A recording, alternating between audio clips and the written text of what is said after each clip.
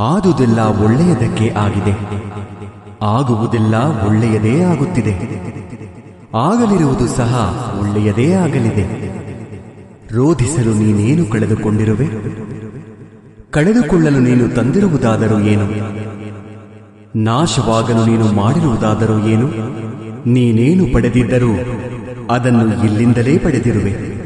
ಯಾವುದು ನಿನ್ನ ಭಾಗ್ಯದಲ್ಲಿ ಇದೆಯೋ ಅದು ನಿನಗೆ ಸಿಕ್ಕೇ ತೀರುತ್ತದೆ. ಯಾವುದು ನಿನ್ನದಲ್ಲವೋ ಅದು ನೀನು ಎಷ್ಟೇ ಪ್ರಯತ್ನಿಸಿದರೂ ಸಿಗಲಾರದು. ಚಿಂತೆ ಬಿಡು. ಜೀವನದಲ್ಲಿ ಬರುವುದೆಲ್ಲವ ಬಂದಂತೆ ಸ್ವೀಕರಿಸು. ನಮ್ಮ ಬದುಕೇ ಒಂದು ಹೋರಾಟ.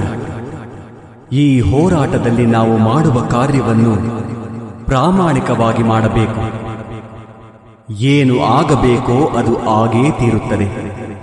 ಅದನ್ನು ತಡೆಯಲು ನಮ್ಮಿಂದ ಸಾಧ್ಯವಿಲ್ಲ. ಸತ್ಯದ ದಾರಿಯಲ್ಲಿ ಹೋಗು. ನೀನು ನಡೆಯುವಾಗ ಪಾತಾಳಕ್ಕೆ ಬಿದ್ದರೆ ನಿನ್ನನ್ನು ಮೇಲೆತ್ತಲು ನಾನು ಬಂದೇ ಬರುತ್ತೇನೆ.